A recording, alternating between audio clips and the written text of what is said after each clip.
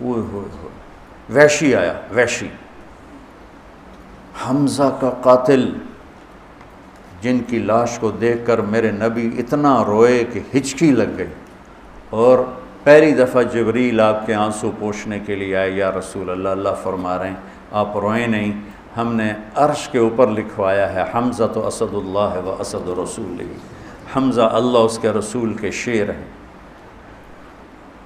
آتے کہنے لگا میں آپ سے پناہ کا طلبگار ہوں، پوچھنا چاہتا ہوں۔ تو اسلام کہتا ہے وَإِنْ أَحَدٌ مِّنَ الْمُشْرِكِينَ اسْتَجَارَكَ فَأَجِرْهُ حَتَّى يَسْمَعَ كَلَامَ اللَّهِ۔ تو آپ نے فرمایا اگر تو مجھ سے پناہ نہ مانگتا تو مجھے زیادہ پسند تھا کہ تیرا سر اڑا دیتا، لیکن تو نے پناہ کی طلب کی ہے تو تجھے پناہ ہے، بول کیا کہتا ہے۔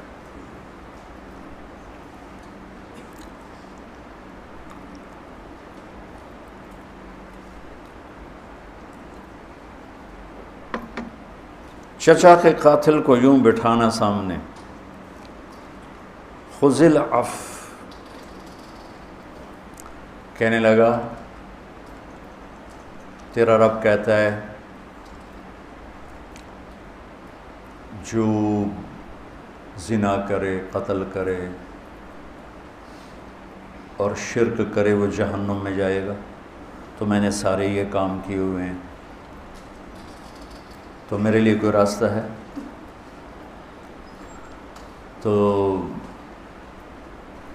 آپ نے فرمایا ہاں، یہ وہ والذین لا يدعون مع اللہ الہا آخر ولا يقتلون النفس التي حرم اللہ الا بالحق ولا يزنون، اس آیت کی طرف اس نے اشارہ کیا۔ تو آپ نے فرمایا ہاں، اللہ کہتا ہے الا من تاب وآمن وعمل عملا صالحا فَأُولَئِكَ يُبَدِّلُ اللَّهُ سَيِّئَاتِهِمْ حَسَنَاتٍ وَكَانَ اللَّهُ غَفُورًا رَحِيمًا، کہ آپ نے فرمایا ہاں کہ جو توبہ کر لے، ایمان لائے، عمل کرے، اللہ اس کے گناہوں کو نیکیوں میں بدل دیتا ہے، اور اللہ بڑا مہربان ہے۔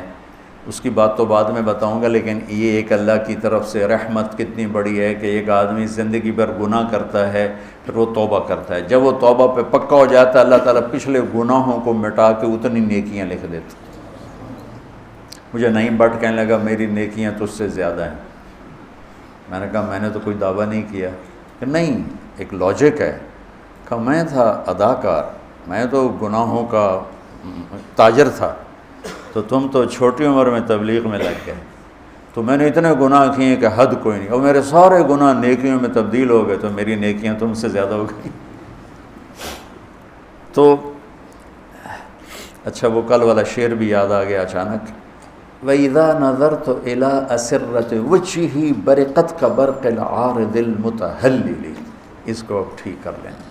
وَإِذَا نَظَرْتُ إِلَىٰ أَسِرَّةِ وَجْهِهِ بَرِقَتْ كَبَرْقِ الْعَارِضِ الْمُتَهَلِّلِ، کل وہ ایسے دماغ میں پھنس گیا، ابھی ایک دم ٹھک کر کے آ گئی۔ یہ اللہ دکھاتا ہے جو چاہے یاد دلائے، جو چاہے بلاتا۔ وہ کہتے بڑا حافظ ہے طارق جمیل کا، بڑا حافظ ہے، یوں اللہ تعالیٰ دماغ سے نکال کے ادھر پھینک دیتے، اس کو قدرت۔ تو وہ کہنے لگا آپ نے مجھے امن تو دیا ہے نا، امن تو دیا ہے نا، یعنی مجھے کچھ کہو گے تو نہیں، لیکن مصیبت یہ ہے کہ یہ شرطیں بڑی سخت ہیں، توبہ بھی کروں، ایمان بھی لاؤں، عمل بھی کروں، یہ میرے بس کا نہیں، کوئی اور بتاؤ، کوئی اور بتاؤ۔ تو سبحان اللہ، آپ نے کہا ہاں، اللہ کہتا ہے ان اللہ لا یغفر ان یشرک بہ ویغفر ما دون ذلک لمن یشاء، اللہ شرک معاف نہیں کرے گا، باقی جسے چاہے معاف کرے۔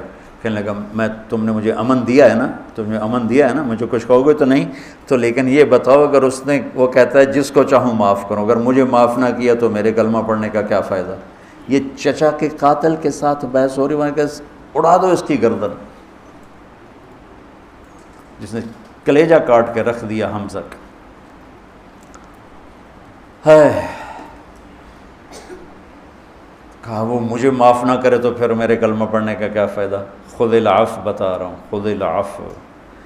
آپ نے کہا ہاں، میرا اللہ کہتا ہے یا عبادی الذین اسرفوا علی انفسہم لا تقنطوا من رحمت اللہ ان اللہ یغفر الذنوب جميعا انہ هو الغفور الرحیم۔ اے میرے نافرمان بندو، گھبرانا نہیں، توبہ کرو، سارے معاف کروں گا۔ کہنے لگا اما ھذا فنعم، یہ ہوئی نا بات. تو پھر اس نے کلمہ پڑھا. اتنے نخرے چچا کے قاتل سے اٹھائے. ہمیں کوئی اوئے کر دے تو ہم زندگی بھر اس سے بولنا چھوڑ دیتے. وہ تو میں نے اوئے کیوں کی، تو میں نے اینج کیوں ویکھیا. اتنا تکبر اندر اترا ہوا ہے اور عجب اتنا اندر میں اترا ہوا ہے. دین کا عجب ہے تو اپنے سوا سب کو کافر سمجھ رہے ہیں اور اپنے آپ کو جنت کے ٹھیکیدار سمجھ رہے ہیں. باقی سب جہنم میں جائیں گے، بس ہم ہی جنت ہیں. ارے بھائیو، جس نے کلمہ پڑھا ہے انشاءاللہ کلمے پہ موت آئے گی، جنت میں جائے گا. چاہے سیدھا چلا جائے، چاہے دو ہوتے جاوے گا دو چار کھلے پولے کھا کے پہنچ جاوے گا انشاءاللہ. لیکن یہ ایسی نفرت، یہ وہ اہل حق ہی نہیں ہیں جو صرف اختلاف رائے پر نفرت کا شکار ہو جائے. ان کو اہل حق کہلانے کا حق ہی نہیں. انبیاء کا مزاج ہے جو جتنا دین سے دور ہے اتنی اس سے محبت کرو، اتنا اس کو قریب کرو، شاید توبہ کر کے جہنم سے بچ جائے. خذ العفو، میرا اللہ کہہ رہا ہے میرے محبوب معاف کرنے کو تھام لیں. اور پھر ایک آیت چھوڑ کر آگے کہہ رہا ہے وَأَعْرِضْ عَنِ الْمُشْرِكِينَ، اور عن الجاہلین، اور جو جاہل سے مراد جاہل نہیں، زیادتی کرنے والے. وَأَعُوذُ بِكَ مِنْ أَنْ أَجْهَلَ أَوْ يُجْهَلَ عَلَيَّ، یہ یہاں مراد کہ زیادتی کرنے والے اگر زیادتی کریں تو آپ درگزر فرمائیں. اب منہ پھیر لیں جیسے مجھے کہا ہی نہیں.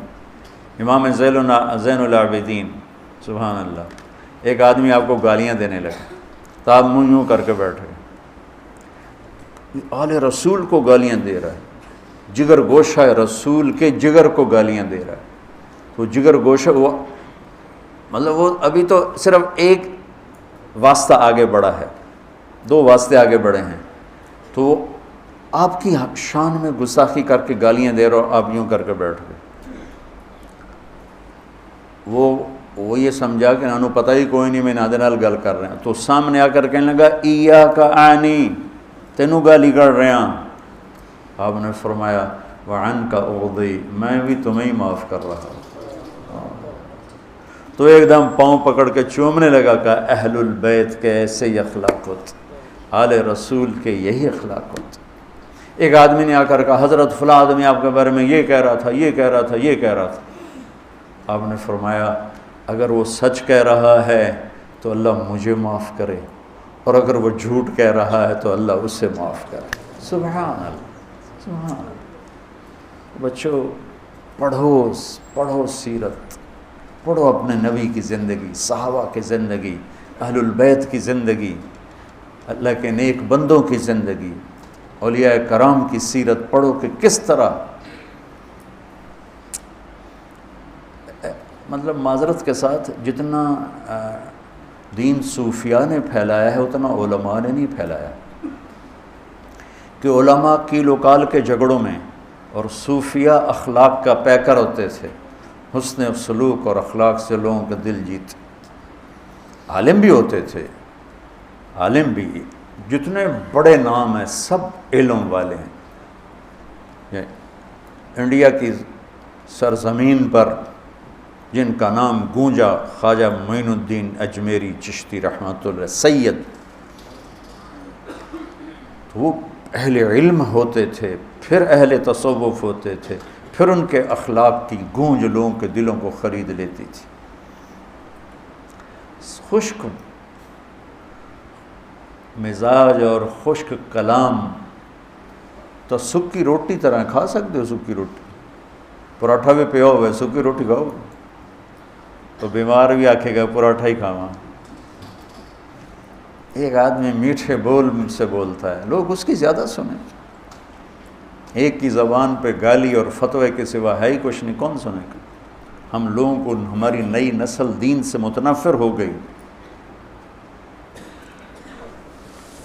میں جب کالج پڑھتا تھا ہم جمعے کی نماز کے لیے کبھی کبھی جاتے تھے، تو آپ یقین مانے بالکل آخر میں جاتے تھے کہ مولوی صاحب کی تقریر نہ سننی پڑے، چونکہ کسی نہ کسی نے چڑھائی کی تھی ہوگی. بالکل آخر میں جاتے تھے اور فرضوں کا سلام پھر دوڑ لگاتے تھے. تو میرا اللہ کہہ رہا ہے خذ العفو، معاف کرنے کو میرے نبی یوں پکڑیے، وَأْمُرْ بِالْعُرْفِ، درگزر کیجیے اور بھلائی کی بات کیجیے، عرف معروف، معروف کہتے ہیں اس چیز کو جس کا اچھا ہونا سب کو معلوم ہو۔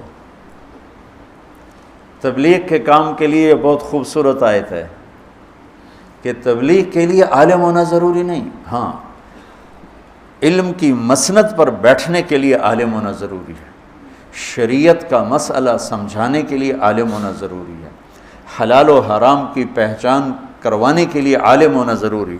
معروف نیکی کو نہیں کہتے، نیکی مجازن نام ہے، معروف وہ چیز جس کا اچھا ہونا سب کے دل و دماغ پر چھایا ہوا ہو۔ سچ بولو کیونکہ سب کے دل و دماغ میں سچائی کی قیمت ہے، جھوٹ مت بولو، یہ معروفات ہیں۔ تو پہلے یہ بہت اعتراض ہوتا تھا، یہ عالم ہوتے نہیں تبلیغ کرتے ہیں، عالم ہوتے نہیں تبلیغ کرتے ہیں، وہ غلط فہمی کی وجہ سے تھا۔ تبلیغ میں ان چیزوں کی بات ہوتی ہے جن کا نیک ہونا سب کو پتہ ہے، اس کی بات کوئی بھی کر سکتا ہے۔ ہم مسائل بتانے ہیں، شریعت بتانی ہے، فقہ کا کوئی مسئلہ بتانا، عالم ہونا ضروری ہے۔ اس کے لیے ہم کسی عالم سے رجوع کریں کیونکہ وہ عالم ہی اس سیٹ پر بیٹھ کر وہ بات بتا سکتا۔ تو میرے نبی نے، میرے اللہ نے یوں کر کے کر دیا، اوپر خذ العفو، میرے محبوب درگزر کو یوں پکڑیے اور پھر اب بھلائی کی بات کیجیے، اور کوئی مانے یا نہ مانے اور جہالت پہ اترے تو آپ درگزر کیجیے۔ سبحان اللہ، یہ خوبصورت، میں نے ایک دن پہلے بتایا تھا، 2 دن زندگی خوبصورت بنانے کا طریقہ اور ہے، اور ضروریات زندگی کو خوبصورت بنانے کا طریقہ اور ہے۔ ضروریات زندگی خوبصورت بنتی ہیں پیسے سے، اور زندگی خوبصورت بنتی ہے میرے رب کی بتائی ہوئی ترتیب زندگی سے، اور میرے محبوب پاک صلی اللہ علیہ وسلم کی سمجھائی ہوئی ترتیب زندگی سے زندگی میں حسن آتا ہے۔ اور یہ آیت اسی میں سے ہے۔ اگر زندگی کو آپ حسین دیکھنا چاہتے ہو، معاف کرنے کو پکڑ لو، زیادتی کرنے والے سے درگزر کرو، اور بھلائی کی صدا لگاتے رہو۔ مجھے اگر جبت ہیں جماعت کی آستینوں میں، مجھے ہے حکم اذان لا الہ الا اللہ۔